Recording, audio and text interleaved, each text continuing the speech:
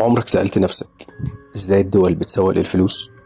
وليه بيدوك قروض وهم عارفين ان انت عشان تسدها هتتزنق وتبيع اصول؟ تعرف ليه؟